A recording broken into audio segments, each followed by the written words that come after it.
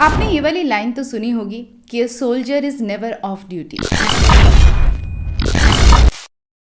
लेकिन किसी मूवी का हिस्सा बनने से पहले ये लाइन हिस्सा थी दिल्ली हाई कोर्ट के एक लैंडमार्क जजमेंट का। क्योंकि उपहार अग्निकांड में जब बॉर्डर फिल्म दिखाई जा रही थी तो जहां पर ऑन स्क्रीन तो सोल्जर्स देश को बचाते हुए नजर आ रहे थे, वहीं ऑफ स्क्रीन एक आर्मी के जवान ने उस अग्निकांड से 150 लोगों को सुरक्षित बाहर निकाला। उस वक्त उसके साथ उस सिनेमा हॉल में उसकी बीवी और 4 साल का बेटा भी था। लेकिन अपने परिवार को बचाने से पहले उसने दूसरों के परिवारों के बारे में सोचा और फाइनली खुद उस आग में शहीद हो गया। लेकिन द वर्स्ट पार्ट इज, जहाँ उसने दूसरे के परिवार को तो बचा लिया, वहाँ उसके खुद के बीवी और बच्चों को वो नहीं बचा पाए। और अपने देशवासियों के लिए इतना सब करने के बाद भी जब उनके मौत के बाद उनके माता पिता ने गवर्नमेंट ऑफ इंडिया से पेंशन की गुहार लगाई तो टेक्निकल ग्राउंड्स पर उनको पेंशन देने से रिजेक्ट कर दिया गया, क्योंकि गवर्नमेंट के हिसाब से वो जवान किसी वॉर जोन में नहीं था, वो सिनेमा हॉल में था और इसीलिए उसे टेक्निकल ग्राउंड्स पर उसके माँ बाप को पेंशन मिलने से मना कर दिया गया था। लेकिन तब उसके माँ बाप ने दिल्ली हाई कोर्ट का दरवाज़ा खटखटाया और तब दिल्ली हाई कोर्ट ने अपने एक लैंडमार्क जजमेंट में बताया कि चाहे वॉर जोन में हो या नहीं हो, a soldier is never of duty. इस कहानी को सुनकर ना आपके रोंगटे खड़े हो जाएंगे। जब भी बॉर्डर का जिक्र आता है मूवी का, तब उपहार अग्निकांड अपने आप ही जहन में आ जाता है। दिल्ली के उपहार सिनेमा के ग्राउंड फ्लोर पर रखे ट्रांसफार्मर में आग लगती है। 750 लोग बॉर्डर फिल्म देख रहे थे और जहां पर 71 के वॉर पर बॉर्डर मूवी बनी थी और उपहार अग्निकांड पर भी सीरीज बन चुकी है ट्रायल बाय फायर, जो बेसिकली कहानी है नीलम और शेखर कृष्णमूर्ति की, जिसने इस भयंकर अग्निकांड में अपने दोनों बच्चों को गवा दिया। New film which has been released, that's Border, and they asked me to book the tickets. लेकिन ट्रायल बाय फायर में भी कहीं पर इस सोल्जर के स्टोरी का मेंशन नहीं है, विच इज वेरी सरप्राइजिंग।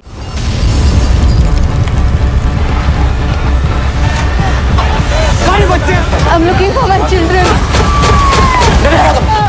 इस पूरी घटना का ये बहुत ही इम्पोर्टेंट और इंटीग्रल पार्ट पता नहीं मेकर्स ने कैसे मिस आउट कर दिया। और कुछ कहानियाँ ऐसी होती है ना जिनके लिए किसी OTT सीरीज़ की या किसी मूवीज़ का इंतज़ार नहीं कर सकते हैं। ये कहानियाँ खुद ही सुनानी पड़ती हैं बिकॉज ये कहानियाँ बहुत इंस्पिरेशनल होती हैं, लेकिन अनफॉर्चुनेटली बहुत ही कम लोग इनके बारे में जानते हैं।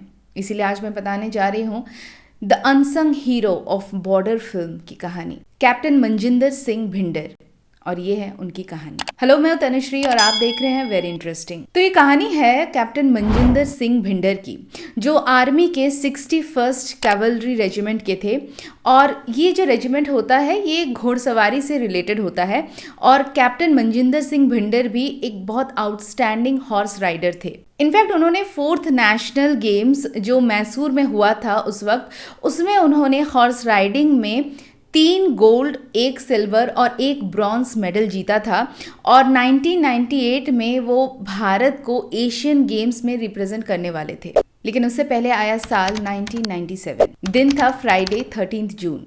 तो कैप्टन भिंडर अपनी फैमिली से मिलने के लिए दिल्ली में आए थे और जैसा कि अक्सर आर्मी के लोगों के साथ होता है कि वो अक्सर अपने घर से, परिवार से दूर रहते हैं और ये कुछ छुट्टियों का जो टाइम होता है वही होता है उनके लिए अपने परिवार को टाइम देने का, उनके साथ घूमने फिरने का। तो शुक्रवार का दिन था, वीकेंड बस शुरू होने ही वाला था और प्लान बना मूवी देखने का। और चूँकि बॉर्डर एक आर्मी बेस्ड मूवी थी तो सोचा कि चलो देखते हैं कि आर्मी को किस तरीके से मूवी में दिखाया गया है, और ये मूवी काफ़ी हिट भी हुई थी। तो कैप्टन मनजिंदर सिंह भिंडर अपनी बीवी जोत स्वरूप कौर और अपने 4 साल के बेटे प्रभ सिमरन सिंह, जिसे प्यार से रस्किन बुलाते थे, उसके साथ देखने गए मूवी बॉर्डर। साथ में उनके एक क्लोज फ्रेंड भी गए थे, लेफ्टिनेंट राजेश पट्टू। अब लेफ्टिनेंट राजेश पट्टू भी कैप्टन भिंडर की तरह 61st कैवलरी रेजिमेंट के थे और उन्हीं की तरह एक आउटस्टैंडिंग हॉर्स राइडर थे और वो भी एशियन गेम्स में इंडिया को रिप्रेजेंट करने वाले थे। तो चारों मिलकर मूवी बॉर्डर देखने गए और सिनेमा हॉल था उपहार। अब उस दिन उपहार सिनेमा हॉल में ऑलरेडी जो मॉर्निंग का शो था उस वक्त भी आग लग चुकी थी। जो ग्राउंड फ्लोर में ट्रांसफार्मर लगा हुआ था उसमें आग लग गई, लेकिन बहुत कम टाइम पे ही आग पर काबू पा लिया गया। ट्रांसफार्मर हालांकि पूरी तरह से ख़राब हो चुका था, तो आनन फानन में टेक्नीशियन को बुलाया गया और जोड़ तोड़ करके उसको बस जल्दी से ठीक कर लिया गया, क्योंकि मूवी बहुत हिट थी और एक के बाद एक शोज़ होने वाले थे और सारे शोज़ हाउसफुल थे। तो मॉर्निंग के शो के बाद इमीडिएटली आफ्टरनून का शो होने वाला था, तो जैसे तैसे करके ट्रांसफार्मर को ठीक किया गया विदाउट एनी प्रॉपर चेकअप। और सिनेमा हॉल में कोई फायर एक्सटिंग्विशर्स नहीं थे, कोई लाउड स्पीकर नहीं था कि इमरजेंसी में अनाउंसमेंट किया जाए। साथ ही साथ कुछ रिपोर्ट्स की अगर माने तो इतना ज़्यादा रश था, इतने ज़्यादा टिकट सोल्ड आउट हो चुके थे कि कई सारे प्लास्टिक चेयर्स को एग्जिट पॉइंट्स पर दरवाजे के सामने रख कर एक्स्ट्रा सीट्स बनाई गई थी। और इसी वजह से जब भगदड़ मची, हॉल में जब आग लगी, तो लोग बाहर का रास्ता नहीं ढूंढ पाने की वजह से एकदम से स्टैम्पीड जैसी सिचुएशन हो गई और आग से ज़्यादा लोग भगदड़ की वजह से और धुएं से दम घुटने की वजह से लोगों की जाने गई। मतलब पूरी तरह से बद इंतजामी थी और ऑडियंस इन सब से बेखबर मूवी एंजॉय कर रही थी अपने फैमिली के साथ। और फिर जो हुआ वो हम सब जानते ही हैं। मूवी अभी इंटरवल तक भी नहीं पहुंची थी और एकदम से स्क्रीन में से आग की लपटें निकलने लगी और इससे पहले कि लोग को समझ पाते पूरा सिनेमा हॉल धीरे धीरे आग और धुएं से भर गया। एकदम से भगदड़ मच गई और लोग आनन फानन में इधर उधर भागने लगे। अब ये वो ज़माना था जब मल्टीप्लेक्सेस नहीं हुआ करते थे और सिंगल स्क्रीन थिएटर्स थे, तो बैल्कनी से लेकर ग्राउंड लेवल पूरी तरह से खचाखच भरा हुआ था और ऊपर से एग्जिट पॉइंट्स भी चेयर्स डाल के ब्लॉक कर दिए गए थे। अब यहाँ पर कोई भी और इंसान होता तो वो सबसे पहले खुद बाहर निकलने की कोशिश करता और अपने परिवार को सेफली बाहर निकालने की कोशिश करता, लेकिन यहाँ पर कैप्टन मनजिंदर सिंह भिंडर ने वो किया जो शायद एक आम सिविलियन के लिए बहुत मुश्किल है, लेकिन आर्मी जवान को इसी की ट्रेनिंग दी जाती है, कभी भी वो मैदान छोड़कर ना भागे और हमेशा अपनी जान से पहले दूसरे की जान बचाने की कोशिश करे। और उस दिन यही किया कैप्टन मनजिंदर सिंह भिंडर और उनके दोस्त लेफ्टिनेंट पट्टू ने। अब जब हॉल में आग लगी तो एकदम से धुएं से पूरा हॉल भर गया और सांस लेना मुश्किल था, विजिबिलिटी भी बहुत लो थी और ऐसे में भगदड़ में मनजिंदर सिंह भिंडर अपनी फैमिली से बिछड़ गए, उनकी वाइफ और बेटे उनसे दूर हो गए। अब वो चाहते तो पहले अपने बीवी बच्चों को ढूंढते और सिर्फ उन्हें बाहर निकालने की कोशिश करते, लेकिन उन्होंने इसके बजाय पहले उन लोगों को बाहर निकाला जो उनके आसपास थे। उन्होंने एक एक करके औरतों और बच्चों को एक छोटे से स्टेयरकेस की मदद से नीचे निकाला और ऐसे उन्होंने 150 लोगों को उस आग से सेफली बाहर निकाला। उनके दोस्त लेफ्टिनेंट राजेश पट्टू भी उनके साथ दूसरों को बचाने में लग गए। उपहार सिनेमा हॉल में कहीं कोई फायर एक्सटिंग्विशर नहीं था और फायर ब्रिगेड को भी वहां पहुंचने में काफ़ी देर लग गई और जितना भी रेस्क्यू ऑपरेशन कर रहे थे वो आसपास के दुकान वाले कर रहे थे और ये दोनों आर्मी के जवान भी लगे हुए थे। अब आग तेजी से फैलती हुई ऊपर की तरफ जाने लगी तो इन लोगों ने पहले तो ग्राउंड फ्लोर से लोगों को निकाला और उसके बाद ये पहुंच गए 4th फ्लोर में। यानी वो चाहते तो उस वक्त भी कुछ लोगों को निकाल कर बाहर जा सकते थे, लेकिन उन्होंने ऐसा नहीं किया। वो वापस गए 4th फ्लोर पर और वहां पर कुछ लोग आग से बचने के लिए वॉशरूम में जाकर छुप गए थे। तो दोनों 4th फ्लोर पर वॉशरूम में फंसे लोगों को निकालने के लिए ऊपर गए और वहां पर जो लोग ट्रैप थे वहां पर उन्होंने विंडो पेन को तोड़ा और पाइप की मदद से एक एक करके लोगों को नीचे उतारा। तो कैप्टन भिंडर ऊपर थे और पाइप की मदद से लेफ्टिनेंट पट्टू एक एक करके लोगों को उतार रहे थे और इसी वॉशरूम में कैप्टन भिंडर की वाइफ और 4 साल का बेटा भी ट्रैप था। अब तक मदद के लिए और भी लोग आ चुके थे और भी चीज़ें आ गई थी, तो हाइड्रोलिक लिफ्ट के मदद से लेफ्टिनेंट राजेश पट्टू ऊपर गए और जब उन्होंने ऊपर जाकर देखा तो आग अब पूरी तरह से 4th फ्लोर के उस वॉशरूम में भी फैल चुकी थी।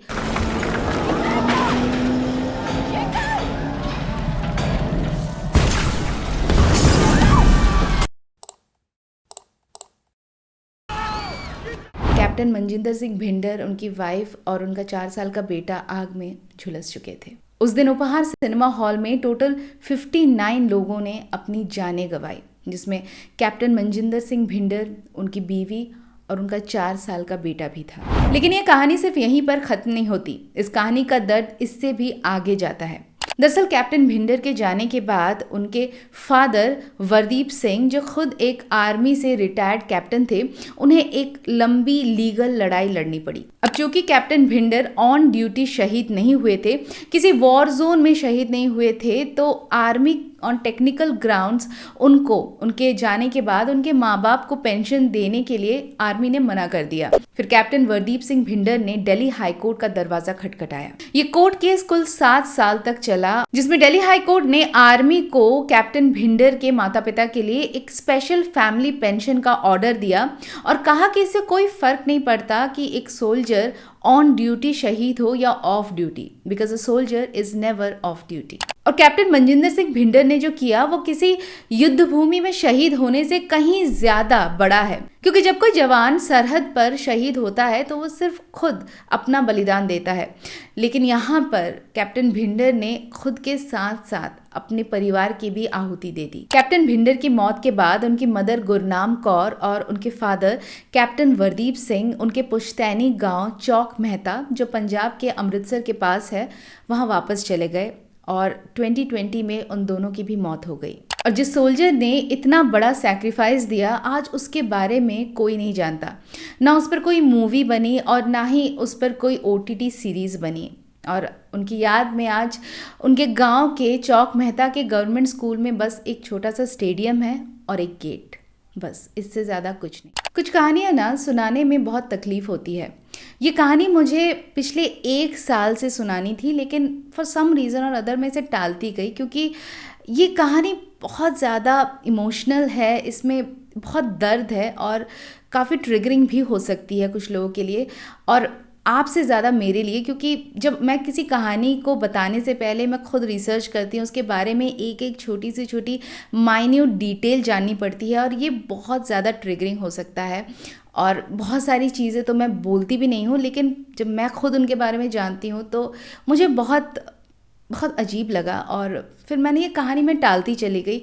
लेकिन मुझे फिर लगा कि शायद यही वो कहानियाँ होती हैं जो ज़्यादा से ज़्यादा लोगों तक पहुँचनी चाहिए, क्योंकि वेट नहीं कर सकते कि कोई OTT सीरीज़ इस पर आए या कोई मूवी बनाए, और ऐसी कहानियाँ फिर ना दबी रह जाती है, लोग इनके बारे में जान ही नहीं पाते। तो मुझे लगा कि इट्स टाइम कि मैं कहानी, अब चूँकि पूरा साल ऑलमोस्ट ख़त्म होने वाला है, तो आखिर तक मैं कहानी के बारे में सोचती रही। पूरा 1 साल बाद मैं फाइनली कहानी लेकर आई हूँ। और इस वीडियो को लाइक करो या ना करो, लेकिन इस वीडियो को शेयर ज़रूर करना, क्योंकि एक आर्मी, जब कोई जवान एक आर्मी ज्वाइन करता है ना, तो वो ये सोच कर नहीं करता कि मुझे क्या इंसेंटिव मिलेगा या मेरी मंथली सैलरी कितनी होगी, क्योंकि जान की क्या ही कीमत हो सकती है। जब भी कोई जवान देश के लिए बलिदान देता है तो उसके दिमाग में बस यही चीज़ रहती है कि उसके जाने के बाद एटलीस्ट उसके देश के लोग उसकी शहादत को याद रखें, एटलीस्ट लोग उसकी कहानी को याद रखें। एंड कैप्टन मनजिंदर सिंह भिंडर की कहानी तो बहुत ही कम लोग जानते हैं। So let's share his story of bravery and sacrifice. और मैं मिलूंगी जल्द बॉलीवुड की एक और कहानी लेकर जो होगी वेरी इंटरेस्टिंग।